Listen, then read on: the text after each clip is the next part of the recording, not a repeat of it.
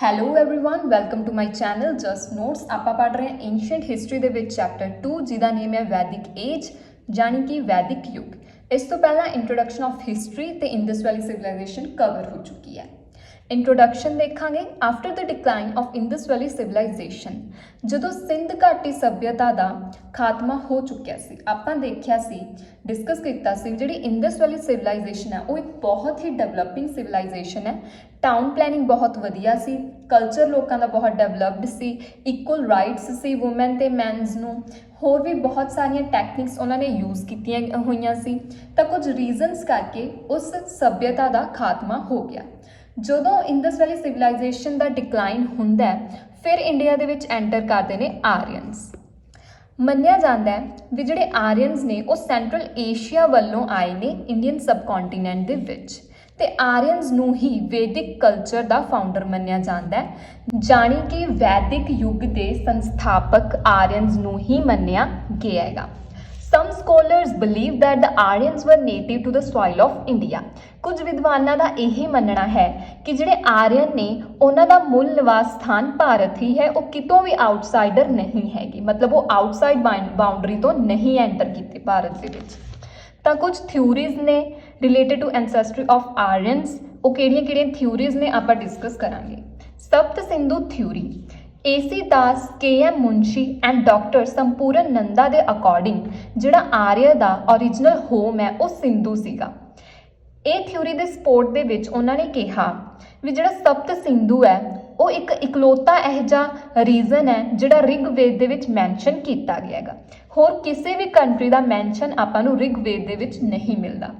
ਜੇਕਰ ਆਰੀਅਨਸ ਕਿਤੋਂ ਬਾਹਰੋਂ ਆਏ ਹੁੰਦੇ ਤਾਂ ਡੈਫੀਨੇਟਲੀ ਉਹ ਏਰੀਏ ਦਾ ਮੈਂਸ਼ਨ ਵੀ ਰਿਗਵੇਦ ਦੇ ਵਿੱਚ ਕੀਤਾ ਜਾਣਾ ਚਾਹੀਦਾ ਸੀ। ਤਾਂ ਉਹਨਾਂ ਦੀ ਥਿਊਰੀ ਦੇ ਅਕੋਰਡਿੰਗ ਇਹ ਟੌਪਿਕ ਸੀਗਾ ਵੀ ਉਹ ਸਪਤ ਸਿੰਧੂ ਰੀਜਨ ਦੇ ਵਿੱਚ ਹੀ ਰਹਿੰਦੇ ਸੀ।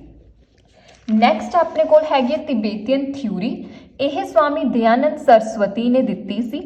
ਉਹਨਾਂ ਦਾ ਮੰਨਣਾ ਸੀ ਵੀ ਜਿਹੜਾ ਓਰੀਜਨਲ ਹੋਮ ਹੈ ਆਰੀਅਨਸ ਦਾ ਉਹ ਤਿੱਬਤ ਹੈ, ਕਿਉਂਕਿ ਜਿਹੜੇ ਆਰੀਅਨਸ ਸੀ ਉਹ ਸਨ ਤੇ ਫਾਇਰ ਦੀ ਮਤਲਬ ਅੱਗ ਤੇ ਸੂਰਜ ਦੀ ਪੂਜਾ ਕਰਦੇ ਸੀ, ਕਿਉਂਕਿ ਤਿੱਬਤ ਦੇ ਵਿੱਚ ਬਹੁਤ ਹੀ ਠੰਡ ਪੈਂਦੀ ਸੀ। ਜੋ ਤਿੱਬਤ ਰੀਜਨ ਹੈ that region was very cold at that time, that's why they worship to the sun and fire. ਇਸ ਤੋਂ ਇਲਾਵਾ ਜਿਹੜੇ ਦਰਖਤ ਜਾਂ ਪੰਛੀਆਂ ਦੀ ਗੱਲ ਕੀਤੀ ਗਈ ਹੈ ਰਿਗਵੇਦ ਦੇ ਵਿੱਚ ਉਹ ਉਸ ਸਮੇਂ ਦੇ ਵਿੱਚ ਤਿੱਬਤ ਦੇ ਵਿੱਚ ਹੀ ਪਾਏ ਜਾਂਦੇ ਸੀ। ਤਾਂ ਦਯਾਨੰਦ ਸਰਸਵਤੀ ਦੀ ਥਿਊਰੀ ਦੇ ਅਕੋਰਡਿੰਗ ਆਰੀਅਨਸ ਦਾ ਜਿਹੜਾ ਓਰੀਜਨਲ ਅਬੋਰਡ ਸੀ, ਓਰੀਜਨਲ ਹੋਮ ਸੀ, ਉਹ ਕਿਹੜਾ ਸੀਗਾ? ਤਿੱਬਤ ਸੀਗਾ। ਨੈਕਸਟ ਆਪਣੇ ਕੋਲ ਥਿਊਰੀ ਆਉਂਦੀ ਹੈ ਆਰਕਟਿਕ ਥਿਊਰੀ। ਇਹ ਦਿੱਤੀ ਗਈ ਸੀ ਬਾਲ ਗੰਗਾਧਰ ਤਿਲਕ ਦੇ ਵੱਲੋਂ, ਠੀਕ ਹੈ। ਉਹਨਾਂ ਨੇ ਇਹ ਪ੍ਰੂਵ ਕੀਤਾ ਵੀ ਜਿਹੜੇ ਆਰੀਅਨਸ ਨੇ ਉਹ ਪੋਲਰ ਰੀਜਨ ਤੋਂ ਆਏ ਨੇ, ਜਾਣੀ ਕਿ ਉੱਤਰੀ ਧਰੁਵ ਤੋਂ ਆਏ ਨੇ। ਵੇਦ ਦੇ ਵਿੱਚ ਇਹ ਡਿਸਕ੍ਰਾਈਬ ਕੀਤਾ ਗਿਆ ਹੈਗਾ ਵੀ ਜੋ ਓਰੀਜਨਲ ਹੋਮ ਸੀ ਆਰੀਅਨਸ ਦਾ ਉੱਥੇ ਬਹੁਤ ਹੀ ਜ਼ਿਆਦਾ ਠੰਡ ਸੀ, there was a lot of winter. ਇਸ ਕਰਕੇ ਉਹਨਾਂ ਨੂੰ ਜਿਹੜਾ ਆਪਣਾ ਏਰੀਆ ਸੀ ਉਹ ਛੱਡਣਾ ਪਿਆ। ਬਹੁਤ ਜ਼ਿਆਦਾ ਠੰਡ ਹੋਣ ਕਰਕੇ ਉਹਨਾਂ ਦੀ ਜਿਹੜੀ ਲਾਈਫ ਸਟਾਈਲ ਸੀ, ਜਿਹੜੀਆਂ ਉਹਨਾਂ ਦੀਆਂ ਜ਼ਰੂਰਤਾਂ ਸੀ ਉਹ ਨਹੀਂ ਸੀ ਪੂਰੀਆਂ ਹੋ ਰਹੀਆਂ, ਇਸ ਲਈ ਉਹਨਾਂ ਨੂੰ ਆਪਣਾ ਜਿਹੜਾ ਏਰੀਆ ਸੀ ਉਹ ਛੱਡਣਾ ਪਿਆ। ਨੈਕਸਟ ਥਿਊਰੀ ਆਪਣੇ ਕੋਲ ਹੈਗੀ ਹੈ ਸੈਂਟਰਲ ਏਸ਼ੀਅਨ ਥਿਊਰੀ, ਜਾਣੀ ਕਿ ਮੱਧ ਏਸ਼ੀਆ ਦਾ ਸਿਧਾਂਤ। ਇਹ ਜਿਹੜੀ ਥਿਊਰੀ ਸੀ ਇਹ ਮੈਕਸ ਮੁਲਰ ਦੇ ਵੱਲੋਂ ਦਿੱਤੀ ਗਈ ਸੀ। ਮੈਕਸ ਮੁਲਰ ਦਾ ਇਹ ਮੰਨਣਾ ਸੀ ਵੀ ਜਿਹੜੇ ਆਰੀਅਨਸ ਨੇ ਉਹ ਸੈਂਟਰਲ ਏਸ਼ੀਆ ਤੋਂ ਆਏ ਨੇ, ਕਿਉਂਕਿ ਉਹਦੇ ਅਕੋਰਡਿੰਗ ਜਿਹੜੇ ਇਹ ਕਮਿਊਨਿਟੀ ਸੀ ਉਹ ਇੱਕ ਜਗ੍ਹਾ ਇਕੱਠੀ ਰਹਿੰਦੀ ਹੁੰਦੀ ਸੀ। Due to increase in population, ਜਨਸੰਖਿਆ ਦੇ ਵਿੱਚ ਵਾਧਾ ਹੋਣ ਕਰਕੇ ਇਹਨਾਂ ਨੂੰ ਦੁਨੀਆ ਦੇ ਅਲੱਗ-ਅਲੱਗ ਕੋਨਿਆਂ ਦੇ ਵਿੱਚ ਜਾਣਾ ਪਿਆ। ਜਨਸੰਖਿਆ ਦੇ ਵਿੱਚ ਇਨਕਰੀਜ਼ ਹੋਣ ਕਰਕੇ ਫੂਡ ਦੇ ਵਿੱਚ ਬਹੁਤ ਕਮੀ ਆਈ, ਉਹਨਾਂ ਦੀਆਂ ਜਿਹੜੀਆਂ ਜ਼ਰੂਰਤਾਂ ਸੀ ਉਹ ਪੂਰੀਆਂ ਨਹੀਂ ਸੀ ਹੋ ਰਹੀਆਂ, ਇਸ ਲਈ ਉਹਨਾਂ ਨੂੰ ਨਿਊ ਏਰੀਆਜ਼ ਦੇ ਵਿੱਚ ਜਾਣਾ ਪਿਆ। ਤੇ ਕਾਫੀ ਸਾਰੇ ਹਿਸਟੋਰੀਅਨਸ ਇਹ ਵਿਊ ਦੇ ਨਾਲ ਸਹਿਮਤ ਨੇ। ਸੈਂਟਰਲ ਏਸ਼ੀਆ ਥਿਊਰੀ ਨੂੰ ਹੀ ਐਗਰੀ ਕੀਤਾ ਗਿਆ ਹੈਗਾ ਕਾਫੀ ਸਾਰੇ ਸਕੋਲਰਸ ਦੇ ਵੱਲੋਂ, ਤੇ ਸੈਂਟਰਲ ਏਸ਼ੀਆ ਨੂੰ ਹੀ ਜਿਹੜਾ ਓਰੀਜਨਲ ਹੋਮ ਹੈ ਆਰੀਅਨਸ ਦਾ ਮੰਨਿਆ ਗਿਆ, ਜੋ ਕਿ ਕਿਸ ਨੇ ਦਿੱਤੀ ਸੀ? ਮੈਕਸ ਮੁਲਰ ਨੇ ਇਹ ਥਿਊਰੀ ਦਿੱਤੀ ਸੀ। ਹੁਣ ਆਪਾਂ ਆਰੀਅਨਸ ਦੀ ਡਿਸਕਸ਼ਨ ਕਰ ਰਹੇ ਹਾਂ। ਤਾਂ ਆਰੀਅਨਸ ਕੌਣ ਸੀ? ਹੂ ਵਰ ਦ ਆਰੀਅਨਸ? ਆਰੀਅਨਸ ਇੱਕ ਕਮਿਊਨਿਟੀ ਸੀ ਇੱਕ ਸਿਵਲਾਈਜ਼ਡ ਰੇਸ ਸੀ, ਜਾਣੀ ਕਿ ਉੱਚ ਜਾਤੀ ਦੇ ਇਹ ਲੋਕ ਸੀ ਜੋ ਸੈਂਟਰਲ ਏਸ਼ੀਆ ਦੇ ਵਿੱਚ ਰਹਿੰਦੇ ਸੀ। ਆਰੀਆ ਦਾ ਮੀਨ ਹੁੰਦਾ ਗ੍ਰੇਟ, ਜਾਣੀ ਕਿ ਸਰਵ ਉੱਚ ਇਨਸਾਨ। 1000 of years ago, ਬਹੁਤ ਸਾਲ ਪਹਿਲਾਂ ਉਹਨਾਂ ਨੇ ਆਪਣਾ ਜਿਹੜਾ ਰੈਜ਼ੀਡੈਂਸ ਸੀ, ਜਿੱਥੇ ਵੀ ਉਹ ਰਹਿੰਦੇ ਸੀ, ਉਹਨਾਂ ਨੇ ਉਹ ਜਗ੍ਹਾ ਛੱਡੀ ਕਿਸੇ ਵੀ ਰੀਜ਼ਨ ਦੇ ਕਰਕੇ, ਮੇਨਲੀ ਪੋਪੂਲੇਸ਼ਨ ਦੇ ਕਰਕੇ, ਜੋ ਸੈਂਟਰਲ ਏਸ਼ੀਆ ਥਿਊਰੀ ਦੇ ਵਿੱਚ ਦੱਸਿਆ ਗਿਆ ਹੈਗਾ। They greatly influence the civilisation and culture of this countries. ਜਿੱਥੇ ਜਿੱਥੇ ਵੀ ਉਹ ਗਏ, ਜਿਹੜੀਆਂ ਕੰਟਰੀਜ਼ ਦੇ ਵਿੱਚ ਅੱਗੇ ਜਾ ਕੇ ਉਹਨਾਂ ਨੇ ਆਪਣੀ ਵਸੋਂ ਕੀਤੀ, ਉਹ ਕੰਟਰੀਜ਼ ਦਾ ਇਹਨਾਂ ਨੇ ਜਿਹੜਾ ਕਲਚਰ ਹੈ, ਉੱਥੇ ਦੀ ਜਿਹੜੀ ਸੱਭਿਅਤਾ ਹੈ, ਉਸ 'ਤੇ ਬਹੁਤ ਹੀ ਜ਼ਿਆਦਾ ਆਰੀਅਨਸ ਨੇ ਪ੍ਰਭਾਵ ਪਾਇਆ।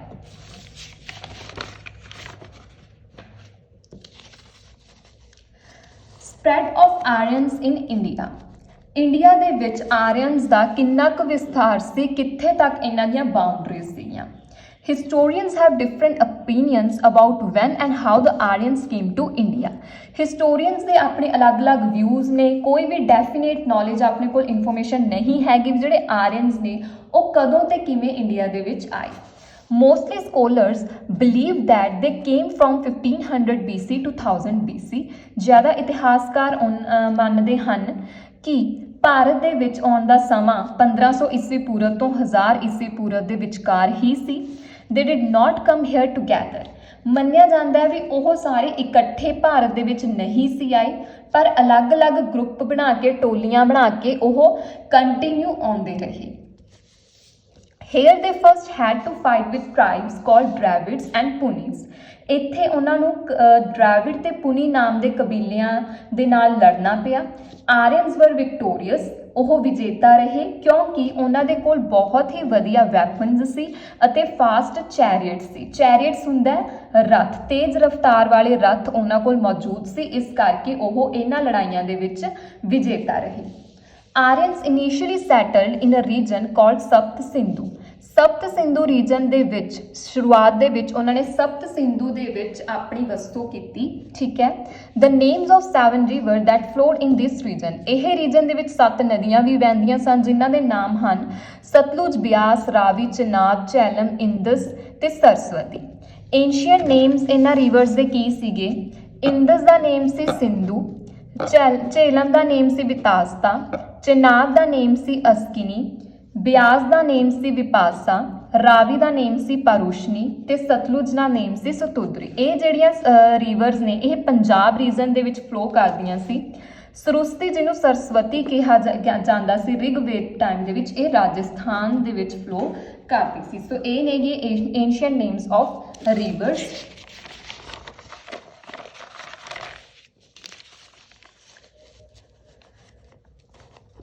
ਸਪਤ ਸਿੰਧੂ ਦੇ ਰੀਜਨ ਦੇ ਵਿੱਚ ਆਰੀਅਨਸ ਨੇ ਰਿਗਵੇਦ ਦੀ ਰਚਨਾ ਕੀਤੀ, ਜੋ ਕਿ ਦੁਨੀਆ ਦਾ ਸਭ ਤੋਂ ਏਂਸ਼ੀਅੰਟ ਤੇ ਓਲਡੈਸਟ ਵੇਦ ਹੈ। ਦੇ ਨੇਮ ਦਿਸ ਰੀਜਨ ਬ੍ਰਹਮਵਰਤ, ਇਸ ਕਰਕੇ ਉਹਨਾਂ ਨੇ ਇਹ ਇਲਾਕੇ ਦਾ ਨਾਮ ਬ੍ਰਹਮਵਰਤ ਰੱਖ ਦਿੱਤਾ। ਹੁਣ ਜਿੱਥੇ ਉਹ ਆਏ ਸੀ, ਸਪਤ ਸਿੰਧੂ ਦੇ ਵਿੱਚ ਆਏ ਸੀ, ਉੱਥੇ ਵੀ ਪੋਪੂਲੇਸ਼ਨ ਇਨਕਰੀਜ਼ ਹੋਣ ਲੱਗੀ। ਇਸ ਕਾਰਨ ਉਹਨਾਂ ਨੇ ਗੰਗਾ ਵੱਲ ਆਪਣੀ ਜਿਹੜੀ ਮੂਵਮੈਂਟ ਸੀ ਉਹ ਗੈਗਨੇਟਿਕ ਪਲੇਨ ਦੇ ਵੱਲ ਕਰ ਦਿੱਤੀ। ਮਤਲਬ ਉਹ ਹੌਲੀ ਹੌਲੀ ਗੰਗਾ ਵਾਲੇ ਪਾਸੇ ਰਹਿਣਾ ਉਹਨਾਂ ਨੇ ਸ਼ੁਰੂ ਕਰ ਦਿੱਤਾ। ਆਰੀਅਨਸ ਨੇਮ ਦਿਸ ਰੀਜਨ ਆਰਿਆਵਰਤ। ਸਪਤ ਸਿੰਧੂ ਦੇ ਇਲਾਕੇ ਨੂੰ ਉਹਨਾਂ ਨੇ ਬ੍ਰਹਮਵਰਤ ਦਾ ਨਾਮ ਦਿੱਤਾ ਤੇ ਜਿਹੜਾ ਗੰਗਾ ਸੀ, ਗੰਗਾ ਦੇ ਆਲੇ ਦੁਆਲੇ ਉਹ ਰਹਿੰਦੇ ਸੀ, ਉਹ ਏਰੀਏ ਨੂੰ ਇਹਨਾਂ ਨੇ ਆਰਿਆਵਰਤ ਕਿਹਾ, ਠੀਕ ਹੈ। Aryan spread all over northern India from the Himalayas to the Narmada river. ਉੱਤਰੀ ਭਾਰਤ ਦੇ ਵਿੱਚ ਹਿਮਾਲਿਆ ਤੋਂ ਲੈ ਕੇ ਨਰਮਦਾ ਰਿਵਰ ਤੱਕ ਤੇ ਇੰਦਸ ਰਿਵਰ ਤੋਂ ਬੰਗਾ ਤੱਕ ਆਰੀਅਨਸ ਦਾ ਵਿਸਥਾਰ ਹੋ ਚੁੱਕਿਆ ਸੀ। ਉਹ ਇਹ ਏਰੀਏ ਤੱਕ, ਇਹ ਬਾਉਂਡਰੀ ਤੱਕ ਆਰੀਅਨਸ ਦਾ ਨਿਵਾਸ ਬਣ ਚੁੱਕਿਆ ਸੀ। ਨੈਕਸਟ ਆਉਂਦਾ ਹੈ ਲਿਟਰੇਚਰ। ਆਰੀਅਨਸ ਨੇ ਬਹੁਤ ਹੀ ਲਿਟਰੇਚਰ ਕੰਪੋਜ਼ ਕੀਤੀ, ਠੀਕ ਹੈ, ਤੇ ਇਹ ਲਿਟਰੇਚਰ ਹੀ ਮੇਨ ਸੋਰਸ ਨੇ, ਮੁੱਖ ਸਰੋਤ ਨੇ, ਜਿਨ੍ਹਾਂ ਤੋਂ ਆਪਾਂ ਨੂੰ ਪੋਲੀਟੀਕਲ, ਸੋਸ਼ਲ, ਰਿਲੀਜੀਅਸ ਤੇ ਇਕਨੋਮਿਕ ਲਾਈਫ ਸੀ ਜਿਹੜੀ ਆਰੀਅਨਸ ਦੀ, ਉਹਨਾਂ ਦੀ ਜਾਣਕਾਰੀ ਪ੍ਰਾਪਤ ਹੁੰਦੀ ਹੈ। ਜਿਹੜਾ ਇਹ ਲਿਟਰੇਚਰ ਹੈ ਇਹ ਆਪਾਂ ਨੂੰ ਸੰਸਕ੍ਰਿਤ ਦੇ ਵਿੱਚ ਹੀ ਦੇਖਣ ਨੂੰ ਮਿਲੂਗਾ, ਠੀਕ ਹੈ। ਫਸਟ ਅਰਲੀ ਵੈਦਿਕ ਲਿਟਰੇਚਰ, ਮੁੱਢਲੇ ਵੈਦਿਕ ਯੁੱਗ ਦਾ ਸਾਹਿਤ। ਇਹ ਲਿਟਰੇਚਰ ਨੂੰ ਸ਼ਰੂਤੀ ਵੀ ਕਿਹਾ ਜਾਂਦਾ ਸੀ ਕਿਉਂਕਿ ਮੰਨਿਆ ਜਾਂਦਾ ਹੈ ਵੀ ਜਿਹੜਾ अर्ਲੀ ਵੈਦਿਕ ਲਿਟਰੇਚਰ ਹੈ ਉਹ ਇਨਸਾਨਾਂ ਵੱਲੋਂ ਕੰਪੋਜ਼ ਨਹੀਂ ਕੀਤਾ ਗਿਆ, ਇਹਦੀ ਰਚਨਾ ਇਨਸਾਨ ਵੱਲੋਂ ਨਹੀਂ ਹੋਈ, but by sages on the instructions of God, ਸਗੋਂ ਪ੍ਰਮਾਤਮਾ ਦੇ ਦੱਸਣ ਤੇ ਰਿਸ਼ੀਆਂ ਦੁਆਰਾ ਕੀਤੀ ਗਈ। ਠੀਕ ਹੈ, ਇਸ ਕਰਕੇ ਇਹਨੂੰ ਸ਼ਰੂਤੀ ਦਾ ਨੇਮ ਦਿੱਤਾ ਗਿਆ। ਸੋ अर्ਲੀ ਵੈਦਿਕ ਲਿਟਰੇਚਰ ਦੇ ਵਿੱਚ ਹੀ ਜਿਹੜੇ 4 ਵੇਦ ਨੇ ਉਹਨਾਂ ਦੀ ਰਚਨਾ ਕੀਤੀ ਗਈ। ਵੇਦ ਦਾ ਮੀਨਿੰਗ ਹੁੰਦਾ ਹੈ ਟੂ ਗੈਟ ਨੌਲੇਜ, ਜਾਣਕਾਰੀ ਪ੍ਰਾਪਤ ਕਰਨਾ, ਕਿਸੇ ਚੀਜ਼ ਨੂੰ ਜਾਣਨਾ, ਜਾਂ ਫਿਰ ਸਿੰਪਲ ਨੌਲੇਜ, ਗਿਆਨ। ਤੇ ਫਸਟ ਹੈਗਾ ਰਿਗਵੇਦ। ਰਿਗਵੇਦ ਹੈ ਜਿਹੜਾ ਉਹ ਮੋਸਟ ਏਂਸ਼ੀਐਂਟ, ਪ੍ਰਾਚੀਨ ਅਤੇ ਮਹੱਤਵਪੂਰਨ ਵੇਦ ਹੈ। ਠੀਕ ਹੈ, ਇਹ 10 ਮੰਡਲਾਂ ਦੇ ਵਿੱਚ ਡਿਵਾਈਡ ਕੀਤਾ ਗਿਆ, ਜਾਣੀ ਕਿ 10 ਸੈਕਸ਼ਨਸ ਦੇ ਵਿੱਚ ਡਿਵਾਈਡ ਹੈ। ਇਹਦੇ ਕੋਲ 1028 ਸੁਕਤਾਸ ਐਂਡ 10,552 ਮੰਤਰ ਨੇ। ਜਿਹੜਾ ਫੇਮਸ ਗਾਇਤਰੀ ਮੰਤਰ ਹੈ ਉਹ ਵੀ ਆਪਾਂ ਨੂੰ ਰਿਗਵੇਦ ਦੇ ਵਿੱਚ ਦੇਖਣ ਨੂੰ ਮਿਲਦਾ ਹੈ। ਇਹ ਬਹੁਤ ਹੀ ਇੰਪੋਰਟੈਂਟ ਪੁਆਇੰਟ ਹੈ ਦੈਟ ਗਾਇਤਰੀ ਮੰਤਰ ਆਪਾਂ ਨੂੰ ਕਿੱਥੋਂ ਮਿਲਦਾ ਹੈ? ਰਿਗਵੇਦ ਦੇ ਵਿੱਚ ਮਿਲਦਾ ਹੈ। ਨੈਕਸਟ ਆਪਣੇ ਕੋਲ ਆਉਂਦਾ ਸਾਮ ਵੇਦ। ਸਾਮ ਮੀਨਸ ਸਵੀਟ ਸੌਂਗਸ। ਇਹ ਵੇਦ ਦੇ ਵਿੱਚ ਆਪਾਂ ਨੂੰ ਮਿੱਠੇ ਜੋ ਗੀਤ ਨੇ ਉਹਨਾਂ ਦੀ ਰਚਨਾ ਦੇਖਣ ਨੂੰ ਮਿਲਦੀ ਹੈ। It is collection of sweet songs. Next Yajurveda ਹੈ। ਇਸ ਦੇ ਵਿੱਚ ਯਗਾਂ ਦੇ ਸਮੇਂ ਪੜ੍ਹੇ ਜਾਣ ਵਾਲੇ ਮੰਤਰ ਦਿੱਤੇ ਗਏ ਹਨ। ਅਥਰਵ ਵੇਦ, ਇਹਦੇ ਵਿੱਚ ਮੈਜਿਕ ਸਪੈਲਸ ਦਿੱਤੇ ਗਏ ਨੇ। ਇਸ ਵੇਦ ਨੂੰ ਜਾਦੂ ਟੂਣਿਆਂ ਦੇ ਮੰਤਰਾਂ ਦਾ ਸੰਗ੍ਰਹਿ ਵੀ ਕਿਹਾ ਜਾਂਦਾ ਹੈ। ਇਟ ਕੰਟੇਨ ਮੈਨੀ medicines for protection against all diseases are also describe. ਬਹੁਤ ਸਾਰੀਆਂ ਬਿਮਾਰੀਆਂ ਤੋਂ ਬਚਣ ਦੇ ਲਈ ਇਸ ਦੇ ਵਿੱਚ ਵਰਣਨ ਕੀਤਾ ਗਿਆ ਹੈਗਾ, ਦਵਾਈਆਂ ਦਾ ਵਰਣਨ ਕੀਤਾ ਗਿਆ ਹੈਗਾ। ਕਿਸ ਦੇ ਵਿੱਚ? ਅਥਰਵ ਵੇਦ ਦੇ ਵਿੱਚ। ਨੈਕਸਟ ਆਉਂਦੇ ਨੇ ਬ੍ਰਾਹਮਣਸ। ਬ੍ਰਾਹਮਣ ਇੱਕ ਇਹੋ ਜਿਹਾ ਟੈਕਸਟ ਹੈ ਜੋ ਆਪਾਂ ਨੂੰ ਵੇਦ ਦੀ ਇਨਫੋਰਮੇਸ਼ਨ ਦਿੰਦਾ ਹੈ। ਜੋ ਵੇਦ ਹੈ ਉਹ ਸੰਸਕ੍ਰਿਤ ਦੇ ਵਿੱਚ ਲਿਖਿਆ ਹੈਗਾ ਕਿਤੇ ਕਾਫੀ ਬਲਕੀ ਲੈਂਗੁਏਜ ਹੈ ਉਸ ਵੇਦ ਦੀ। ਠੀਕ ਹੈ, 4 ਵੇਦ ਦੀ ਬਹੁਤ ਹੀ ਜ਼ਿਆਦਾ ਬਲਕੀ ਲੈਂਗੁਏਜ ਹੈ। ਉਹਨੂੰ ਡਿਸਕ੍ਰਾਈਬ ਕਰਨ ਵਾਸਤੇ ਵੀ ਜੋ ਆਮ ਲੋਕ ਨੇ ਉਹਨਾਂ ਨੂੰ ਸਮਝ ਆ ਸਕੇ ਇੱਕ ਸਿੰਪਲ ਲੈਂਗੁਏਜ ਦੇ ਵਿੱਚ ਉਹਦੀ ਐਕਸਪਲੇਨੇਸ਼ਨ ਕੀਤੀ ਗਈ ਹੈ। ਕਿਸ ਦੇ ਵਿੱਚ? ਬ੍ਰਾਹਮਣ ਗ੍ਰੰਥ ਦੇ ਵਿੱਚ। ਠੀਕ ਹੈ, this scriptures were composed to explain the Vedas in a simple way so that common people could understand it. Next ਹੈਗੇ ਨੇ ਉਪਨਿਸ਼ਦ। ਇਹਨਾਂ ਦੀ ਟੋਟਲ ਗਿਣਤੀ ਹੈਗੀ ਹੈ 108। ਇਹਨਾਂ ਨੂੰ ਓਰੀਜਨਲ ਸੋਰਸ ਕਿਹਾ ਜਾਂਦਾ ਹੈ ਇੰਡੀਅਨ ਫਿਲੋਸਫੀ ਦਾ। ਜਿਹੜਾ ਫੇਮਸ ਆਪਣਾ ਨੈਸ਼ਨਲ ਸਟੇਟਮੈਂਟ ਹੈ ਜਿਹੜੀ ਸਤਿਅਮੇਵ ਜਯਤੇ, ਉਹ ਆਪਾਂ ਨੂੰ ਮੁੰਡਕਾ ਉਪਨਿਸ਼ਦ ਦੇ ਵਿੱਚ ਦੇਖਣ ਨੂੰ ਮਿਲਦੀ ਹੈ। ਇਹ ਵੈਰੀ ਇੰਪੋਰਟੈਂਟ ਪੁਆਇੰਟ ਹੈ, ਐਗਜ਼ਾਮਸ ਦੇ ਵਿੱਚ ਪੁੱਛ ਲਿਆ ਜਾਂਦਾ ਵੀ ਜਿਹੜੇ ਸਤਿਅਮੇਵ ਜਯਤੇ ਹੈ ਇਹ ਆਪਾਂ ਨੂੰ ਕਿਹੜੇ ਉਪਨਿਸ਼ਦ ਦੇ ਵਿੱਚ ਦੇਖਣ ਨੂੰ ਮਿਲਦਾ? ਸੋ ਆਨਸਰ ਇਜ਼ ਮੁੰਡਕਾ। ਲੇਟਰ ਵੈਦਿਕ ਲਿਟਰੇਚਰ ਕਿਸ ਤਰੀਕੇ ਦਾ ਸੀ? ਇਹ ਲਿਟਰੇਚਰ ਨੂੰ ਸਮ੍ਰਿਤੀ ਕਿਹਾ ਜਾਂਦਾ ਸੀ ਕਿਉਂਕਿ ਇਹ ਜਿਹੜਾ ਲਿਟਰੇਚਰ ਹੈ ਉਹ ਮੰਨਿਆ ਜਾਂਦਾ ਹੈ ਵੀ ਸੇਜਸ ਦੇ ਦੁਆਰਾ, ਜਾਣੀ ਕਿ ਰਿਸ਼ੀਆਂ ਦੇ ਦੁਆਰਾ ਲਿਖਿਆ ਗਿਆ ਕਿ ਜੋ ਵੀ ਉਹਨਾਂ ਦੀ ਨੌਲੇਜ ਸੀ ਉਹਨਾਂ ਨੇ ਆਪਣੀ ਨੌਲੇਜ ਦਾ ਡਿਸਕ੍ਰਿਪਸ਼ਨ ਲੇਟਰ ਵੈਦਿਕ ਲਿਟਰੇਚਰ ਦੇ ਵਿੱਚ ਦਿੱਤਾ ਹੋਇਆ ਹੈਗਾ। ਸਭ ਤੋਂ ਪਹਿਲਾਂ ਆਪਣੇ ਕੋਲ ਆਉਂਦੇ ਨੇ ਵਿਦਾਂਗ। ਵਿਦਾਂਗਸ ਆਰ ਪਾਰਟ ਆਫ ਵੇਦਸ। ਇਹਨੂੰ ਵੇਦ ਦਾ ਹੀ ਪਾਰਟ ਮੰਨਿਆ ਜਾਂਦਾ ਹੈ ਤੇ 6 ਵਿਦਾਂਗਸ ਨੇਗੇ। ਉਹਨਾਂ ਦੇ ਨੇਮ ਕਿਹੜੇ ਕਿਹੜੇ ਨੇ? ਸ਼ਿਕਸ਼ਾ, ਛੰਦ, ਕਲਪ, ਵਿਆਕਰਨ, ਨਿਰੁਕਤਾ ਤੇ ਜੋਤਿਸ਼। ਇਹ 6 ਵਿਦਾਨ ਨੇ। ਕਲਪ ਵਿਦਾਨ ਦੇ ਵਿੱਚ ਜੋ ਆਰੀਅਨਸ ਦੇ ਰਿਲੀਜੀਅਸ ਰਿਚੁਅਲਸ ਨੇ, ਜੋ ਵੀ ਉਹਨਾਂ ਦੇ ਧਾਰਮਿਕ ਰੀਤੀ ਰਿਵਾਜ ਨੇ, ਉਹਨਾਂ ਦੀ ਡਿਸਕ੍ਰਿਪਸ਼ਨ ਕਲਪ ਵਿਦਾਨ ਦੇ ਵਿੱਚ ਦਿੱਤੀ ਗਈ ਹੈ। ਨੈਕਸਟ ਆਪਣੇ ਕੋਲ ਆਉਂਦੇ ਨੇ ਉਪਵੇਦ। ਉਪਵੇਦ R ਸਬਸਾਈਡਰੀ Vedas. They are 4 in number. ਇਹ ਸਹਾਇਕ ਵੇਦ ਹਨ ਤੇ ਇਹਨਾਂ ਦੀ ਗਿਣਤੀ 4 ਹੈ। ਕਿਹੜੇ ਕਿਹੜੇ ਨੇ? ਆਯੁਰਵੇਦ। ਆਯੁਰਵੇਦ ਦੇ ਵਿੱਚ ਦਵਾਈਆਂ ਦੀ ਜਾਣਕਾਰੀ ਦਿੱਤੀ ਗਈ ਹੈ। ਧਨੁਰਵੇਦ ਦੇ ਵਿੱਚ ਆਰਟ ਆਫ ਵਾਰ ਯਾਨੀ ਕਿ ਯੁੱਧ ਕਲਾ ਦਾ ਵਰਣਨ ਦਿੱਤਾ ਗਿਆ ਹੈ। ਗੰਧਰਵ ਵੇਦ ਦੇ ਵਿੱਚ ਮਿਊਜ਼ਿਕ ਦੀ ਡਿਸਕ੍ਰਿਪਸ਼ਨ ਦਿੱਤੀ ਗਈ ਹੈ। ਸ਼ਿਲਪ ਵੇਦ ਦੇ ਵਿੱਚ ਆਰਟ ਐਂਡ ਆਰਕੀਟੈਕਚਰ ਯਾਨੀ ਕਿ ਕਲਾ ਅਤੇ ਭਵਨ ਨਿਰਮਾਣ ਦਾ ਸੰਖੇਪ ਦਿੱਤਾ ਗਿਆ ਹੈਗਾ। ਨੈਕਸਟ ਹੈਗਾ ਆਪਣੇ ਕੋਲ ਧਰਮ ਸ਼ਾਸਤਰ। ਇਸ ਦੇ ਵਿੱਚ ਸਿਵਲ ਤੇ ਕ੍ਰਿਮੀਨਲ ਲਾਅ ਦੀ ਜਾਣਕਾਰੀ ਦਿੱਤੀ ਗਈ ਹੈ। ਮਨੂ ਸਮ੍ਰਿਤੀ ਦੇ ਵਿੱਚ ਸਭ ਤੋਂ ਇੰਪੋਰਟੈਂਟ ਤੇ ਏਂਸ਼ੀਐਂਟ 4 ਆਸ਼ਰਮਸ ਡਿਸਕ੍ਰਾਈਬ ਕੀਤੇ ਗਏ ਨੇ। ਇਹ 4 ਆਸ਼ਰਮਸ ਹਿਊਮਨ ਲਾਈਫ ਦੇ ਨਾਲ ਰਿਲੇਟ ਕਰਦੇ ਨੇ। 4 ਆਸ਼ਰਮ ਕਿਹੜੇ ਕਿਹੜੇ ਨੇ? ਇਹ ਬ੍ਰਹਮਚਾਰਿਆ, ਗ੍ਰਹਿਸਥੀ,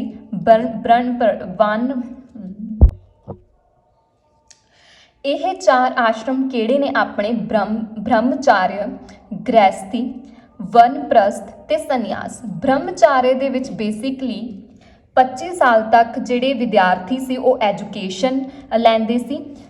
ਜੋ ਰਿਗਵੈਦਿਕ ਪੀਰੀਅਡ ਸੀਗਾ ਉਸ ਦੇ ਵਿੱਚ ਲਾਈਫ ਨੂੰ ਆਲਮੋਸਟ 100 ਈਅਰ ਦਾ ਮੰਨਿਆ ਜਾਂਦਾ ਸੀ ਤੇ ਇਸ ਨੂੰ 25-25 ਦੇ ਵਿੱਚ ਡਿਵਾਈਡ ਕੀਤਾ ਗਿਆ 4 ਟਾਈਮਸ, ਠੀਕ ਹੈ। ਫਸਟ 25 ਈਅਰਸ ਉਹ ਬ੍ਰਹਮਚਾਰਿਆ ਆਸ਼ਰਮ ਦੇ ਵਿੱਚ ਜਾਂਦੇ ਸੀ, ਜਾਣੀ ਕਿ ਐਜੂਕੇਸ਼ਨ ਲੈਂਦੇ ਸੀ। ਬਹੁਤ ਹੀ ਡਿਸਿਪਲਿਨ ਦੇ ਨਾਲ ਉਹਨਾਂ ਨੂੰ ਗੁਰੂਕੁਲਾਂ ਦੇ ਵਿੱਚ ਨੌਲੇਜ ਜਿਹੜੀ ਦਿੱਤੀ ਜਾਂਦੀ ਸੀ। ਨੈਕਸਟ ਹੈਗਾ ਗ੍ਰਹਿਸਥੀ, ਮਤਲਬ ਕਿ ਮੈਰਿਡ ਲਾਈਫ 25 ਈਅਰਸ ਤੱਕ ਚੱਲਦੀ ਸੀ। ਫਿਰ ਵਾਨਪ੍ਰਸਥ, ਜਾਣੀ ਕਿ ਉਹ ਜੰਗਲਾਂ ਦੇ ਵਿੱਚ ਜਾਂਦੇ ਸੀ 25 ਈਅਰਸ ਤੱਕ, ਉੱਥੇ ਜਾ ਕੇ ਉਹ ਨੌਲੇਜ ਗੇਨ ਕਰਦੇ ਸੀ। ਫਿਰ ਲਾਸਟ 25 ਈਅਰਸ ਆਪਣੀ ਲਾਈਫ ਦੇ ਉਹ ਸੰਨਿਆਸ ਦੇ ਵਿੱਚ ਕੱਟਦੇ ਸੀ, ਕਿਸ ਦੇ ਲਈ? ਮੁਕਤੀ ਪ੍ਰਾਪਤ ਕਰਨ ਦੇ ਲਈ। ਨੈਕਸਟ ਆਉਂਦਾ ਆਪਣੇ ਕੋਲ ਪੁਰਾਣ। ਪੁਰਾਣ ਦੇ ਵਿੱਚ ਆਉਂਦੀ ਹੈ ਇਹ ਟੋਟਲ ਨੰਬਰ ਇਹਨਾਂ ਦਾ 18 ਹੈ ਤੇ ਇਹ ਸੰਸਕ੍ਰਿਤ ਦੇ ਵਿੱਚ ਹੀ ਰਿਟਨ ਨੇ। ਪੁਰਾਣ ਵੀ ਰਿਗਵੈਦਿਕ ਲਿਟਰੇਚਰ ਹੈ ਜਿਸ ਦੇ ਵਿੱਚ ਥੋੜੀ ਬਹੁਤੀ ਜਿਹੜੀ ਹਿਸਟੋਰੀਕਲ ਇਵੈਂਟਸ ਜੋ ਵੀ ਆਰੀਅਨਸ ਪਰਫਾਰਮ ਕਰਦੇ ਸੀ ਉਹਦੇ ਬਾਰੇ ਡਿਸਕ੍ਰਿਪਸ਼ਨ ਆਪਾਂ ਨੂੰ ਪੁਰਾਣਸ ਦੇ ਵਿੱਚ ਮਿਲਦੀ ਹੈ। ਨੈਕਸਟ ਆਉਂਦਾ ਆਪਣੇ ਕੋਲ ਮਹਾਕਾਵ, ਜਾਣੀ ਕਿ ਐਪਿਕਸ। ਰਮਾਇਣ ਤੇ ਮਹਾਭਾਰਤ 2 ਫੇਮਸ ਐਪਿਕਸ ਨੇ ਅਪਰ ਵੈਦਿਕ ਏਜ ਦੇ, ਠੀਕ ਹੈ। ਰਮਾਇਣ ਲਿਖੀ ਸੀ ਮਹਾਰਿਸ਼ੀ ਵਾਲਮੀਕੀ ਜੀ ਨੇ ਤੇ ਮਹਾਭਾਰਤ ਮਹਾਰਿਸ਼ੀ ਵੇਦ ਵਿਆਸ ਜੀ ਨੇ। ਰਮਾਇਣ ਨੂੰ ਦੁਨੀਆ ਦਾ ਸਭ ਤੋਂ ਪੁਰਾਣਾ ਐਪਿਕ ਮੰਨਿਆ ਜਾਂਦਾ ਹੈ ਤੇ ਮਹਾਭਾਰਤ ਨੂੰ ਦੁਨੀਆ ਦਾ ਸਭ ਤੋਂ ਲੰਬਾ ਐਪਿਕ ਮੰਨਿਆ ਜਾਂਦਾ ਹੈ। ਸੋ ਇਹ ਸੀ ਆਪਣਾ ਸਾਰਾ ਵੈਦਿਕ ਲਿਟਰੇਚਰ। ਵੈਦਿਕ ਲਿਟਰੇਚਰ ਦੀ ਬਹੁਤ ਹੀ ਸਪੈਸ਼ਲ ਪਲੇਸ ਹੈ ਇੰਡੀਅਨ ਹਿਸਟਰੀ ਦੇ ਵਿੱਚ, ਕਿਉਂਕਿ ਇਹ ਲਿਟਰੇਚਰ ਨੂੰ ਪੜ੍ਹ ਕੇ ਆਪਾਂ ਨੂੰ ਆਰੀਅਨਸ ਦੀ ਲਾਈਫ ਬਾਰੇ ਨੌਲੇਜ ਮਿਲਦੀ ਹੈ। ਉਹਨਾਂ ਦੀ ਰਾਜਨੀਤੀ ਕਿਸ ਤਰੀਕੇ ਦੀ ਸੀ, ਸੋਸ਼ਲ ਲਾਈਫ ਕਿਸ ਤਰੀਕੇ ਦੀ ਸੀ, ਧਾਰਮਿਕ ਜੀਵਨ, ਆਰਥਿਕ ਜੀਵਨ, ਉਹ ਕਿਵੇਂ ਸਾਰਾ ਕੁਝ ਸਪੈਂਡ ਕਰਦੇ ਸੀ ਆਪਣਾ ਲਾਈਫ ਸਟਾਈਲ, ਉਹ ਸਾਰੀ ਡਿਟੇਲ ਆਪਾਂ ਨੂੰ ਇਹਨਾਂ ਵੇਦਸ ਦੇ ਵਿੱਚ ਮਿਲਦੀ ਹੈ, ਧਰਮ ਸ਼ਾਸਤਰ, ਮਹਾਕਾਵ ਦੇ ਵਿੱਚ ਦੇਖਣ ਨੂੰ ਮਿਲਦੀ ਹੈ। So literature is very very important.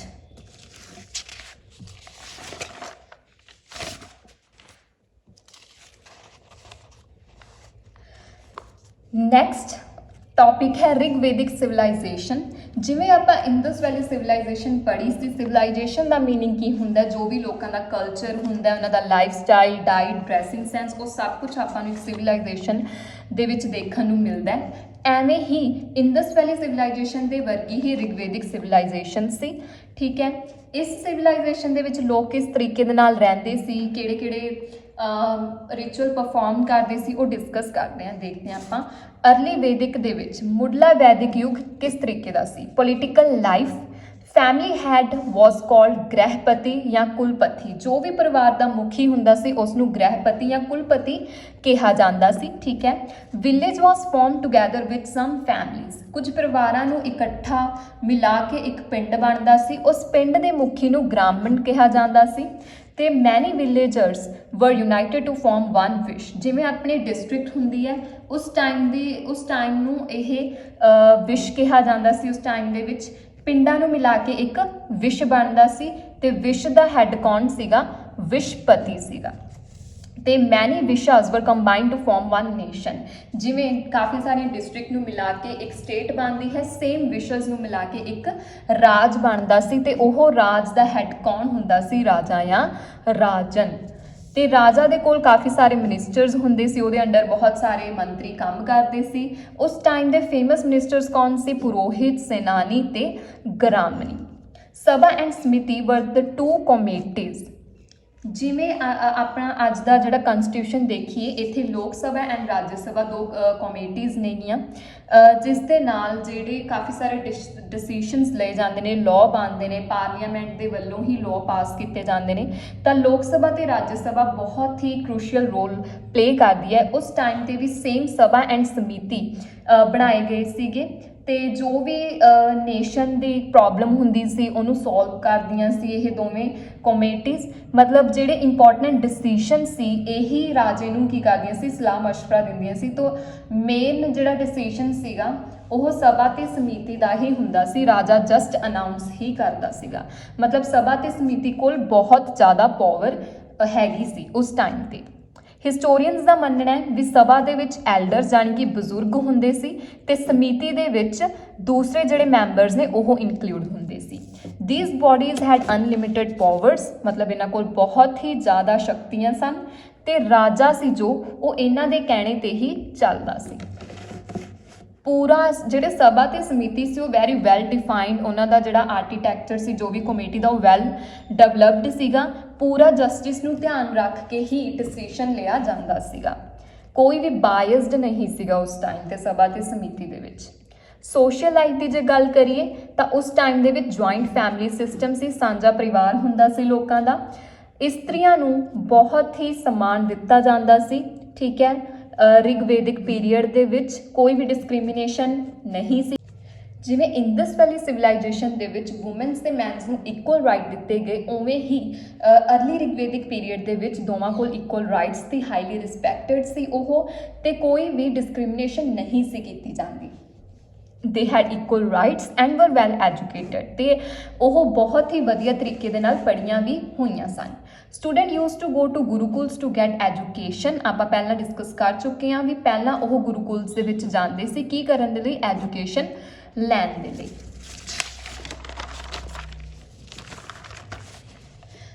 ਜੋ ਮੇਨ ਕਾਸਟ ਸਿਸਟਮ ਇੰਨਾ ਨਹੀਂ ਸੀ ਫੇਮਸ ਉਸ ਟਾਈਮ ਤੇ। ਸੋਸਾਇਟੀ ਸੀ ਜਿਹੜੀ ਬੇਸਿਕਲੀ ਆਕਿਊਪੇਸ਼ਨ ਦੇ ਬੇਸ ਤੇ, ਮਤਲਬ ਵੱਖ-ਵੱਖ ਧੰਦਿਆਂ ਦੇ ਆਧਾਰ ਤੇ ਹੀ ਉਹਨਾਂ ਨੇ ਆਪਣੀ ਸੋਸਾਇਟੀ ਨੂੰ ਵੰਡਿਆ ਹੋਇਆ ਸੀਗਾ, ਜਿਵੇਂ ਕਿ ਸੇਮ ਇੰਡਸ ਵੈਲੀ ਸਿਵਲਾਈਜੇਸ਼ਨ ਦੇ ਵਿੱਚ ਸੀ। ਪਰ ਇੱਥੇ ਨਾਮ ਦਿੱਤੇ ਗਏ ਨੇਗੇ, ਹਰ ਇੱਕ ਲੈਵਲ ਨੂੰ ਨਾਮ ਦਿੱਤੇ ਗਏ ਨੇ। ਫਸਟ ਸੀਗਾ ਬ੍ਰਾਹਮਣ, ਸੈਕਿੰਡ ਕਸ਼ਤਰੀਆ, ਫਿਰ ਵੈਸ਼ ਤੇ ਸ਼ੂਦਰ। ਕਿਹਦੇ ਬੇਸਿਸ ਤੇ, ਆਕਿਊਪੇਸ਼ਨ ਦੇ ਬੇਸਿਸ ਤੇ। ਕੋਈ ਇੰਨਾ ਕਾਸਟ ਸਿਸਟਮ ਪ੍ਰਚਲਿਤ ਨਹੀਂ ਸੀਗਾ ਉਸ ਟਾਈਮ ਤੇ। ਜਿਹੜੀ ਡਰੈਸਿਸ ਸੀ ਆਰਿਆਂ ਦੀ ਉਹ ਬਹੁਤ ਹੀ ਸਿੰਪਲ ਸੀ, ਉਹ ਕਾਟਨ, ਵੂਲਨ ਤੇ ਸਿਲਕ ਦਾ ਯੂਜ਼ ਕਰਦੇ ਸੀ, ਤੇ ਐਨੀਮਲ ਸਕਿਨ ਵੀ ਉਹ ਵਰਤਦੇ ਸੀ। ਜੋ ਆਰੀਅਨਸ ਦੀ ਡਾਈਟ ਸੀ ਉਹ ਸੀ ਵੀਟ, ਰਾਈਸ, ਫਰੂਟ, ਮਿਲਕ ਦੇ ਪ੍ਰੋਡਕਟਸ ਯੂਜ਼ ਕਰਦੇ ਸੀ, ਤੇ ਕੁਝ ਸਪੈਸ਼ਲ ਓਕੇਜ਼ਨਸ ਤੇ ਇਹ ਸ਼ਿਪ ਤੇ ਗੋਟ ਵੀ ਖਾਂਦੇ ਸੀ। ਮਤਲਬ ਨਾਨ ਵੈਜੀਟੇਰੀਅਨਸ ਵੀ ਹੈਗੇ ਸੀ, ਬਟ ਉਹ ਡੇਲੀ ਨਹੀਂ ਸੀ ਖਾਂਦੇ, ਸਿਰਫ ਸਪੈਸ਼ਲ ਓਕੇਜ਼ਨ ਤੇ ਹੀ ਬਣਾਉਂਦੇ ਸੀ। ਜੋ ਐਂਟਰਟੇਨਮੈਂਟ ਹੈ, ਮਨੋਰੰਜਨ, ਉਹ ਕਿਸ ਤਰੀਕੇ ਦੇ ਨਾਲ ਕਰਦੇ ਸੀ, ਬਾਈ ਚੈਰੀਅਟ ਰੇਸਿੰਗ, ਜਾਣੀ ਕਿ ਰੱਥਾਂ ਦੀ ਦੌੜ ਕਰਵਾ ਕੇ। ਐਂਡ ਉਹਨਾਂ ਦਾ ਬਹੁਤ ਹੀ ਇੰਟਰਸਟ ਸੀਗਾ ਡਾਂਸ ਤੇ ਮਿਊਜ਼ਿਕ ਦੇ ਵਿੱਚ। ਰਿਲੀਜੀਅਸ ਲਾਈਫ ਕਿਸ ਤਰੀਕੇ ਦੀ ਸੀ, ਵਰਸ਼ਿਪ ਆਫ ਨੇਚਰ, ਕੁਦਰਤ ਦੀ ਪੂਜਾ ਕਰਦੇ ਸੀ, ਸੇਮ ਜਿਵੇਂ ਇੰਡਸ ਵੈਲੀ ਸਿਵਲਾਈਜੇਸ਼ਨ ਦੇ ਲੋਕ ਦਰਖਤਾਂ ਦੀ ਪੂਜਾ ਕਰਦੇ ਸੀ, ਸੇਮ ਇੱਥੇ ਵੀ ਉਹੀ ਰਿਚੁਅਲ ਫੋਲੋ ਕੀਤਾ ਗਿਆ। Varun was their biggest god, Varun ਉਹਨਾਂ ਦਾ ਸਭ ਤੋਂ ਵੱਡਾ ਦੇਵਤਾ ਸੀਗਾ, ਤੇ ਉਹ ਕਿਸ ਦਾ ਗॉड ਸੀਗਾ, ਸਕਾਈ ਦਾ, ਉਹਨੂੰ ਆਕਾਸ਼ ਦਾ ਦੇਵਤਾ ਮੰਨਿਆ ਜਾਂਦਾ ਸੀ। ਸੈਕਿੰਡ ਗॉड ਕਿਹੜਾ ਸੀ, ਇੰਦਰ, ਉਹ ਸੀਗਾ god of war and rain, ਉਸ ਨੂੰ ਯੁੱਧ ਅਤੇ ਵਰਖਾ ਦਾ ਦੇਵਤਾ ਵੀ ਮੰਨਦੇ ਸਨ। Aryans used to perform various types of yags to please their gods and goddesses, ਆਪਣੇ ਦੇਵੀ ਦੇਵਤਿਆਂ ਨੂੰ ਖੁਸ਼ ਕਰਨ ਦੇ ਲਈ ਉਹ ਕਾਫੀ ਸਾਰੇ ਜਿਹੜੇ ਯਗਸ ਸੀਗੇ ਉਹ ਪਰਫਾਰਮ ਕਰਦੇ ਸੀ। ਇਕਨੋਮਿਕ ਲਾਈਫ ਕਿਸ ਤਰੀਕੇ ਦੀ ਸੀ, ਉਹ ਖੇਤੀਬਾੜੀ ਕਰਦੇ ਸੀ, ਪਸ਼ੂ ਪਾਲਦੇ ਸੀ, ਤੇ ਟ੍ਰੇਡ ਕਰਦੇ ਸੀ ਸੇਮ ਬਾਰਟਰ ਸਿਸਟਮ ਦੇ ਨਾਲ। ਬਾਰਟਰ ਸਿਸਟਮ ਕੀ ਹੁੰਦਾ ਹੈ, ਚੀਜ਼ ਦੇ ਬਦਲੇ ਚੀਜ਼ ਲੈਣੀ, ਠੀਕ ਹੈ। ਉਦੋਂ ਕੋਈ ਪੈਸੇ ਵਗੈਰਾ ਨਹੀਂ ਸੀ ਹੁੰਦੇ, ਤਾਂ ਉਹ ਚੀਜ਼ਾਂ ਅਦਲਾ ਬਦਲਾ ਕੇ ਹੀ ਟ੍ਰੇਡਿੰਗ ਕਰਦੇ ਸੀ। ਹੋਰ ਕਿਹੜੇ ਕਿਹੜੇ ਆਕਿਊਪੇਸ਼ਨ ਸੀ ਲੋਕਾਂ ਦੇ, ਕੱਪੜੇ ਬਣਾਉਣੇ, ਕੱਪੜਿਆਂ ਨੂੰ ਰੰਗਣਾ, ਕਿਸ਼ਤੀਆਂ ਬਣਾਉਣੀਆਂ, ਗਹਿਣੇ ਬਣਾਉਣੇ, ਇਹ ਛੋਟੇ ਮੋਟੀਆਂ ਸਕਿੱਲਸ ਦੇ ਨਾਲ ਉਹ ਆਪਣੀ ਜਿਹੜੀ ਇਕਨੋਮਿਕ ਲਾਈਫ ਸੀ ਉਹ ਸਪੈਂਡ ਕਰਦੇ ਸੀ। ਤਾਂ ਇਸ ਤਰੀਕੇ ਦਾ ਉਹਨਾਂ ਦਾ ਲਾਈਫ ਸਟਾਈਲ ਸੀਗਾ। ਨੈਕਸਟ ਆਉਂਦਾ ਆਪਣੇ ਕੋਲ ਲੇਟਰ ਵੈਦਿਕ ਯੁੱਗ, ਜਾਣੀ ਕਿ ਉੱਤਰ ਵੈਦਿਕ ਯੁੱਗ। ਇਹ ਯੁੱਗ ਦੇ ਵਿੱਚ ਬਹੁਤ ਸਾਰੇ ਚੇਂਜਸ ਆਏ, ਬਹੁਤ ਘੱਟ ਸਿਮਿਲੈਰਿਟੀਜ਼ ਹੀ ਬਚੀਆਂ ਸੀ ਉਹਨਾਂ ਦੇ ਲਾਈਫ ਸਟਾਈਲ ਦੀਆਂ। ਜਿਵੇਂ ਸਭਾ ਤੇ ਸਮਿਤੀ ਦੋ ਬਹੁਤ ਹੀ ਡਿਵੈਲਪਡ ਕਮੇਟੀਜ਼ ਸੀਗੀਆਂ ਜੋ ਰਾਜੇ ਵੱਲੋਂ, ਕਿੰਗ ਵੱਲੋਂ ਯੂਜ਼ ਕੀਤੀਆਂ ਜਾਂਦੀਆਂ ਸੀ। ਜੋ ਵੀ ਨੇਸ਼ਨ ਦੇ ਇੰਪੋਰਟੈਂਟ ਡਿਸੀਸ਼ਨ ਸੀ ਇਹ ਹੈਂਡਲ ਕਰਦੀਆਂ ਸੀ। ਪਰ ਪੋਸਟ ਵੈਦਿਕ ਪੀਰੀਅਡ, ਲੇਟਰ ਵੈਦਿਕ ਏਜ ਦੇ ਵਿੱਚ ਇਹਨਾਂ ਕੋਲ ਇੰਨੀ ਪਾਵਰ ਨਹੀਂ ਰਹੀ, ਠੀਕ ਹੈ। ਸਾਰੇ ਹੀ ਜੋ ਡਿਸੀਸ਼ਨ ਸੀ ਉਹ ਕਿੰਗ ਲੈਂਦਾ ਸੀ, ਤੇ ਇਹ ਜਿਹੜੇ ਡਿਸੀਸ਼ਨ ਕਈ ਵਾਰ ਬਾਇਸਡ ਵੀ ਹੁੰਦੇ ਸੀ, ਮਤਲਬ ਪੂਰੇ ਜਸਟਿਸ ਦੇ ਨਾਲ ਨਹੀਂ ਸੀ ਦਿੱਤੇ ਜਾਂਦੇ। ਕ੍ਰਿਮੀਨਲਸ ਨੂੰ ਸਖਤ ਤੋਂ ਸਖਤ ਪਨਿਸ਼ਮੈਂਟ ਵੀ ਦਿੱਤੀ ਜਾਣ ਲੱਗੀ, ਠੀਕ ਹੈ। ਉਹਨਾਂ ਨੂੰ ਡੈਥ ਪੈਨਲਟੀ ਵੀ ਲੱਗਣ ਲੱਗੀ, ਮਤਲਬ ਕਿ ਜਿਹੜੀ ਲੋਕਾਂ ਦੇ ਵਿੱਚ ਕਠੋਰਤਾ ਸੀ ਉਹ ਵੱਧ ਚੁੱਕੀ ਸੀ। There was a considerable change in the condition of women। ਹੁਣ ਲੇਟਰ ਵੈਦਿਕ ਏਜ ਦੇ ਵਿੱਚ ਆ ਕੇ ਜਿਹੜੀ ਵੂਮਨ ਦੀ ਕੰਡੀਸ਼ਨ ਸੀ ਉਹ ਚੇਂਜ ਹੋਈ। ਜੇਕਰ ਘਰ ਦੇ ਵਿੱਚ ਇੱਕ ਲੜਕੀ ਦਾ ਜਨਮ ਹੁੰਦਾ ਸੀ ਤਾਂ ਉਸ ਨੂੰ ਦੁੱਖ ਦਾ ਕਾਰਨ ਸਮਝਿਆ ਜਾਂਦਾ ਸੀ। ਤਾਂ ਇੰਨੀ ਗੰਦੀ ਹਾਲਤ ਹੋ ਚੁੱਕੀ ਸੀ ਕੁੜੀਆਂ ਦੀ, ਕਿੱਥੇ ਆ ਕੇ, ਲੇਟਰ ਵੈਦਿਕ ਏਜ ਦੇ ਵਿੱਚ ਆ ਕੇ। ਇਸ ਤੋਂ ਪਹਿਲਾਂ ਸਭ ਕੁਝ ਠੀਕ ਸੀਗਾ, ਇੰਦਸ ਵੈਲੀ ਸਿਵਲਾਈਜੇਸ਼ਨ ਦੇ ਵਿੱਚ ਵੀ ਇਕੁਅਲ ਰਾਈਟਸ ਮਿਲੇ, ਅਰਲੀ ਦੇ ਵਿੱਚ ਵੀ, ਬਟ ਲੇਟਰ ਵੈਦਿਕ ਏਜ ਦੇ ਵਿੱਚ ਆ ਕੇ ਲੋਕ ਸੀ ਜਿਹੜੇ ਉਹ ਅੰਧ ਵਿਸ਼ਵਾਸੀ ਬਣ ਚੁੱਕੇ ਸੀ ਤੇ ਕੁੜੀਆਂ ਨੂੰ ਉਹ ਦੁੱਖ ਦਾ ਕਾਰਨ ਸਮਝਦੇ ਸੀ। ਸੋ ਚੇਂਜ ਕੰਡੀਸ਼ਨ ਕਿੱਥੇ ਹੋਈ? ਲੇਟਰ ਵੈਦਿਕ ਏਜ ਦੇ ਵਿੱਚ ਆ ਕੇ। ਵਨ ਆਸ਼ਰਮ ਸਿਸਟਮ ਚੱਲਿਆ, ਇਸ ਦੇ ਵਿੱਚ 20-25 ਟਾਈਮਸ ਨੂੰ ਡਿਵਾਈਡ ਕੀਤਾ ਗਿਆ, ਜਿਵੇਂ ਕਿ ਟੋਟਲ ਲਾਈਫ ਦਾ ਟਾਈਮ ਪੀਰੀਅਡ 100 ਮੰਨਿਆ ਗਿਆ। ਤੇ 4 ਆਸ਼ਰਮ ਸੀ, ਬ੍ਰਹਮਚਾਰਿਆ, ਗ੍ਰਹਿਸਥੀ, ਵਨਪ੍ਰਸਥ, ਸੰਨਿਆਸ। ਅਰਲੀ ਵੈਦਿਕ ਪੀਰੀਅਡ ਦੇ ਵਿੱਚ ਜਿਹੜਾ ਡਿਸਿਪਲਿਨ ਸੀ ਉਹ ਘੱਟ ਫੋਲੋ ਕੀਤਾ ਜਾਂਦਾ ਸੀ, ਬਟ ਲੇਟਰ ਵੈਦਿਕ ਪੀਰੀਅਡ ਦੇ ਵਿੱਚ ਆ ਕੇ ਬਹੁਤ ਜ਼ਿਆਦਾ ਡਿਸਿਪਲਿਨ ਇਹਨਾਂ ਨੂੰ ਫੋਲੋ ਕਰਨਾ ਪੈਂਦਾ ਸੀ। Students use to go gurukuls for 25 years to get education ਤੇ ਸਟ੍ਰਿਕਟ ਡਿਸਿਪਲਿਨ ਦੇ ਅੰਡਰ ਇਹ ਰਹਿੰਦੇ ਸੀ 25 years. New god and goddesses were worshipped, ਨਵੇਂ ਦੇਵੀ ਦੇਵਤਿਆਂ ਦੀ ਪੂਜਾ ਸ਼ੁਰੂ ਹੋ ਗਈ। ਬ੍ਰਹਮਾ ਨੂੰ ਇਹ ਹਾਈਐਸਟ ਮਤਲਬ ਸਰਵ ਉੱਚ ਸਥਾਨ ਬ੍ਰਹਮਾ ਨੂੰ ਇਹਨਾਂ ਨੇ ਦਿੱਤਾ। ਮੰਨਿਆ ਜਾਣ ਲੱਗਿਆ ਵੀ ਜਿਹੜਾ ਬ੍ਰਹਮਾ ਹੈਗਾ ਉਹੀ ਸੰਸਾਰ ਦਾ ਸਿਰਜਣਹਾਰ ਹੈ। He was considered the creator of world. Complexities in religion, ਧਰਮ ਵਿੱਚ ਗੁੰਝਲਤਾ। ਉਸ ਟਾਈਮ ਤੇ ਉਹਨਾਂ ਨੂੰ ਬਹੁਤ ਸਾਰੇ ਯੱਗ ਕਰਨੇ ਪੈਂਦੇ ਸੀ। ਜੋ ਵੀ ਰਿਗਵੇਦ ਦੇ ਵਿੱਚ ਮੰਤਰ ਹੁੰਦੇ ਸੀ ਉਹਨਾਂ ਨੂੰ ਪੂਰੀ ਪਿਓਰਿਟੀ ਦੇ ਨਾਲ ਪੜ੍ਹਨਾ ਪੈਂਦਾ ਸੀ। ਜਿਵੇਂ ਵੀ ਇਨਸਟਰਕਸ਼ਨਸ ਹੁੰਦੀਆਂ ਸੀ ਉਹਨੂੰ ਪੂਰੀ ਸੁੱਚਤਾ ਦੇ ਨਾਲ ਫੋਲੋ ਕਰਨਾ ਪੈਂਦਾ ਸੀਗਾ, ਜੋ ਕਿ ਬਹੁਤ ਹੀ ਔਖਾ ਕੰਮ ਸੀ। ਤਾਂ ਉਹਨਾਂ ਦਾ ਰਿਲੀਜਨ ਨੂੰ ਫੋਲੋ ਕਰਨਾ ਇੱਕ ਬਹੁਤ ਹੀ ਡਿਫਿਕਲਟ ਕੰਮ ਬਣ ਚੁੱਕਿਆ ਸੀ। ਨੈਕਸਟ ਆਉਂਦਾ ਕਾਸਟ ਸਿਸਟਮ, ਜਾਤੀ ਪ੍ਰਥਾ। ਜਿਵੇਂ ਕਿ ਉਹਨਾਂ ਨੇ ਆਕਿਊਪੇਸ਼ਨ ਦੇ ਬੇਸ ਤੇ ਡਿਵਾਈਡ ਕੀਤਾ ਸੀਗਾ, ਚਾਰ ਗਰੁੱਪ ਦੇ ਵਿੱਚ ਡਿਵਾਈਡ ਕੀਤਾ ਸੀ ਉਹਨਾਂ ਨੇ। ਫਸਟ ਸੀ ਬ੍ਰਾਹਮਣ, ਤਾਂ ਬ੍ਰਾਹਮਣ ਆਪਣੇ ਆਪ ਨੂੰ ਉੱਚ ਜਾਤੀ ਦੇ ਸਮਝਣ ਲੱਗ ਗਏ। ਜਿਹੜੇ ਸ਼ੂਦਰ ਸੀਗੇ ਉਹਨਾਂ ਨੂੰ ਬਹੁਤ ਹੀ ਲੋਐਸਟ ਕਾਸਟ ਦੇ ਸਮਝਣ ਲੱਗ ਗਏ। ਤਾਂ ਜੋ ਵੀ ਸੋਸਾਇਟੀ ਦੀਆਂ ਬਲੈਕ ਸਾਈਡਸ ਸੀਗੀਆਂ, ਸ਼ਾਰਟ ਕਮਿੰਗਸ ਸੀਗੀਆਂ, ਉਹ ਆਪਾਂ ਨੂੰ ਲੇਟਰ ਵੈਦਿਕ ਏਜ ਦੇ ਵਿੱਚ ਦੇਖਣ ਨੂੰ ਮਿਲਦੀਆਂ ਨੇ। ਇਸ ਤੋਂ ਪਹਿਲਾਂ ਇੰਦਸ ਵੈਲੀ ਸਿਵਲਾਈਜੇਸ਼ਨ ਦੇ ਵਿੱਚ ਵੀ ਇਹੋ ਜਿਹਾ ਕੁਝ ਦੇਖਣ ਨੂੰ ਨਹੀਂ ਮਿਲਿਆ, ਅਰਲੀ ਦੇ ਵਿੱਚ ਵੀ ਕੁਝ ਵੀ ਨਹੀਂ। ਜੋ ਵੀ ਬਲੈਕ ਸਾਈਡਸ ਨੇ ਉਹ ਲੇਟਰ ਵੈਦਿਕ ਏਜ ਦੇ ਵਿੱਚ ਹੀ ਆਈਆਂ ਨੇ, ਲਾਈਕ ਵੂਮਨ ਦੀ ਪੋਜੀਸ਼ਨ ਨੂੰ ਘਟਾਉਣਾ, ਐਜੂਕੇਸ਼ਨ ਨੂੰ ਬਹੁਤ ਹੀ ਹਾਰਡ ਕਰਨਾ, ਰਿਲੀਜੀਅਸ ਦੇ ਵਿੱਚ ਕੰਪਲੈਕਸਿਟੀਜ਼, ਬਹੁਤ ਸਾਰੇ ਰੂਲਸ ਰਿਚੁਅਲਸ ਫੋਲੋ ਕਰਨੇ, ਉਹ ਸਭ ਕੁਝ ਲੇਟਰ ਵੈਦਿਕ ਏਜ ਦੇ ਵਿੱਚ ਆਇਆ। ਤੇ ਨੈਕਸਟ ਉਹਨਾਂ ਦੇ ਕੁਝ ਨਵੇਂ ਵਿਸ਼ਵਾਸ ਬਣ ਗਏ ਸਨ। ਦੇ head opinion that the mind cannot B controlled unless the body is given maximum pain. ਉਹਨਾਂ ਦਾ ਵਿਚਾਰ ਸੀ ਕਿ ਜਦ ਤੱਕ ਸਰੀਰ ਨੂੰ ਵੱਧ ਤੋਂ ਵੱਧ ਦੁੱਖ ਨਾ ਦਿੱਤਾ ਜਾਵੇ, ਮਨ ਨੂੰ ਕਾਬੂ ਨਹੀਂ ਕੀਤਾ ਜਾ ਸਕਦਾ। ਸੰਨਿਆਸ ਸੀ ਜੋ ਉਹ ਲਾਸਟ ਆਸ਼ਰਮ ਸੀ, ਲਾਸਟ 25 ਇਅਰਸ ਉਹ ਸੰਨਿਆਸ ਦੇ ਵਿੱਚ ਸਪੈਂਡ ਕਰਦੇ ਸੀ। ਤੇ ਉਹਨਾਂ ਦਾ ਮੰਨਣਾ ਸੀ ਵੀ ਜੋ ਮਨੁੱਖ ਹੈ ਉਹਨਾਂ ਦਾ ਜੀਵਨ ਹੈ ਜਿਹੜਾ ਉਹ ਦੁਬਾਰੇ ਸ਼ੁਰੂ ਹੁੰਦਾ ਹੈ, ਮਰਨ ਤੋਂ ਬਾਅਦ ਉਹ ਇੱਕ ਨਵੀਂ ਜੂਨ ਦੇ ਵਿੱਚ ਜਾਂਦੇ ਨੇ। ਤੇ ਇਹ ਪ੍ਰੋਸੈਸ ਦੇ ਵਿੱਚ ਉਹਨਾਂ ਨੂੰ ਮੁਕਤੀ ਪ੍ਰਾਪਤ ਕਰਨੀ ਬਹੁਤ ਜ਼ਰੂਰੀ ਹੈ। ਮੁਕਤੀ ਪ੍ਰਾਪਤ ਕਰਨ ਦੇ ਲਈ ਉਹਨਾਂ ਦੇ ਨਿਊ ਬਲੀਫਸ ਸੀ ਬਣਦੇ ਗਏ, ਜੋ ਕਿ ਬਹੁਤ ਹੀ ਅੰਧ ਵਿਸ਼ਵਾਸ ਟਾਈਪ ਦੇ ਸੀ। ਤੇ ਲਾਸਟ ਦੇ ਵਿੱਚ ਜਿਹੜੇ ਲੋਕ ਸੀ ਉਹ ਰੀਤੀ ਰਿਵਾਜਾਂ ਤੋਂ ਬਹੁਤ ਤੰਗ ਆ ਚੁੱਕੇ ਸਨ। ਇਸ ਕਰਕੇ ਇਹ ਟਾਈਮ ਦੇ ਉੱਤੇ ਕੁਝ ਨਵੇਂ ਧਰਮਾਂ ਦਾ ਜਨਮ ਹੋਇਆ, ਜਿਨ੍ਹਾਂ ਨੂੰ ਆਪਾਂ ਕਹਿੰਦੇ ਹਾਂ ਜੈਨਿਜ਼ਮ ਐਂਡ ਬੁੱਧਿਜ਼ਮ। ਉਹਨਾਂ ਨੇ ਆਪਣੇ ਜੋ ਵੀ ਰਿਲੀਜਨ ਬਣਾਏ ਉਹਨਾਂ ਦੇ ਵਿੱਚ ਇੰਨੇ ਰਿਚੁਅਲਸ ਫੋਲੋ ਨਹੀਂ ਕਰਨੇ ਪੈਂਦੇ ਸੀ, ਲੋਕ ਉਹਨਾਂ ਨੂੰ ਫੋਲੋ ਕਰਨ ਲੱਗੇ, ਲੋਕ ਉਹਨਾਂ ਦੀ ਸਿੰਪਲਿਸਿਟੀ ਨੂੰ ਪਸੰਦ ਕਰਨ ਲੱਗੇ। ਜਿਵੇਂ ਅਰਲੀ ਵੈਦਿਕ ਏਜ ਹੋ ਗਿਆ, ਲੇਟਰ ਵੈਦਿਕ ਏਜ ਹੋ ਗਿਆ, ਇੱਥੇ ਜੋ ਲਾਈਫ ਸਟਾਈਲ ਸੀ ਉਹ ਬਹੁਤ ਔਖਾ ਸੀਗਾ। ਆਸ਼ਰਮਸ ਦੇ ਵਿੱਚ ਜਾਣਾ ਪੈਂਦਾ ਸੀਗਾ, ਕੋਈ ਵੀ ਆਪਣੀ ਮਰਜ਼ੀ ਦੇ ਨਾਲ ਕੰਮ ਨਹੀਂ ਸੀ ਕਰ ਸਕਦੇ, ਸਭ ਕੁਝ ਇੱਕ ਡਿਸਿਪਲਿਨ ਦੇ ਵਿੱਚ ਹੁੰਦਾ ਸੀ। ਸੋ ਇਹ ਤੋਂ ਤੰਗ ਆ ਕੇ ਜਿਹੜੇ ਲੋਕ ਨੇ ਉਹ ਇੱਕ ਸਿੰਪਲ ਜਿਹੀ ਲਾਈਫ ਸਟਾਈਲ ਨੂੰ ਅਸੈਪਟ ਕਰਦੇ ਨੇ ਜੈਨਿਜ਼ਮ ਤੇ ਬੁੱਧਿਜ਼ਮ ਦੇ ਵਿੱਚ।